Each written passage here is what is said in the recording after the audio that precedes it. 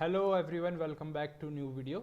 Today we are going to discuss some tips and tricks for the Dockerfile. If you want to optimize your Dockerfile, what are the tips and tricks you always need to keep your mind and to make your best strategies and all this part.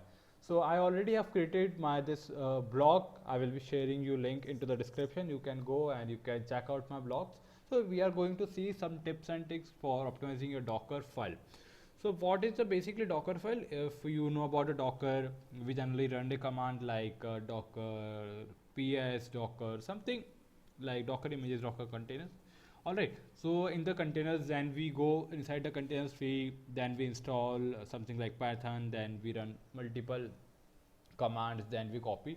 So not doing this manually step by step, we just create one Docker file, and through that Docker file, it's like a file in which everything we place and we just run that particular Docker file. So Docker has truly transformed the landscape of software development and deployment, including a paradigm shift through its innovative container approach. So Docker lies in the Docker file or blueprint that declines the step essential for crafting Docker images. Okay, as I told you, it has your projects and efficiencies in the Docker files, all this part. So first of all, the tip and tricks, let's start. And the first of all, there's we have to use choosing a lightweight base. We have to use a lightweight machine, like lightweight packages. We generally have like Applein latest. We don't need to go to use old one because some have bugs, some have some about they doesn't work properly. So choosing the right starting point of your Docker file is super important, and it's like picking the perfect foundations for building. So starting something lightweight, minimals like Applein Linux, where I have used. This helps your Docker image small and minimal. If your Docker image get expand bigger, so it takes some of storage, some of bugs also. So it generally happens. So using a smaller image doesn't make your system more secure, but reducing the chance of bugs and attacks also. It's basically also speed up the whole process of getting your software out and running smoothly. So just start using a small base image that gives a big benefit. Secondly, bundle commands together for the speed. Here you can see we generally write commands like run for the update, then again run for the. Don't do like this. Just use this approach by using and slash. Again you can use and slash. So like this you can write multiple commands in a way. So it will be every runtime you use a run command in Dockerfile, it makes a new layer. But if you put several run commands together in one, you will have a few layers. This help in build your Docker image faster. Okay, this makes the final image smaller.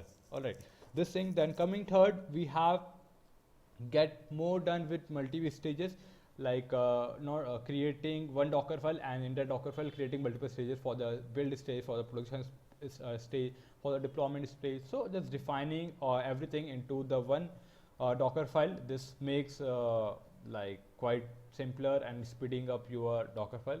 So we can create a separate stages in the Docker file. This is particularly useful when the build time dependencies differ from the runtime dependencies. It helps in create a file image with only the essential artifacts. All right. So coming to next, we have remove unnecessary files. If you don't require like unnecessary package, sometimes it's copy. Okay.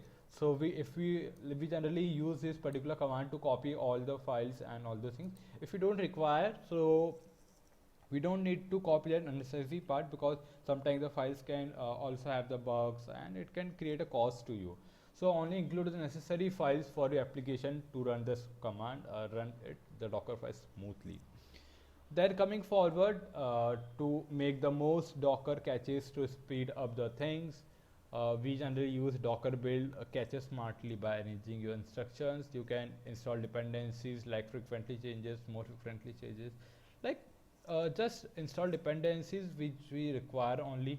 Don't unusually install, and at least ones that change or much often. So these are the some 5 tips and tricks you can keep in your mind, and you can while building your Docker file. And this is about the conclusion part. So let me quickly show you one Docker image. I already have Docker image with me, so I can just go show you some of the references. So it's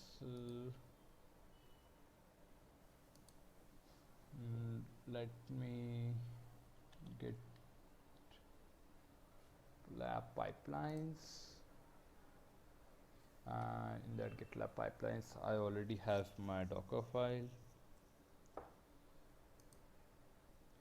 Okay, so in this Dockerfile, it is an Compose is a perfect Dockerfile where we are using a simple like Tomcat image, and we are just using one particular run command. In that run command, we are providing all the modules package. So it will create one layer, and in that layer it will install everything. It don't require every time to create a new layer like run layer for this, run layer for this. So it will create one layer, and in that layer it will install everything for it, because we are just providing into this single particular command, and we are just copying what we require to that at that particular location, and we are exposing and we are using as a CMD.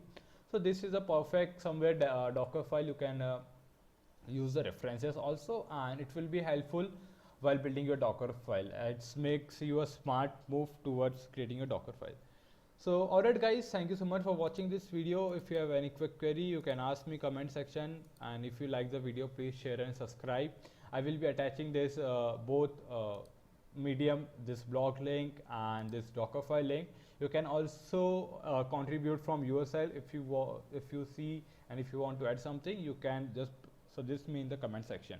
So alright guys, thank you so much for watching this video. See you all in next video. Thank you so much. Bye bye.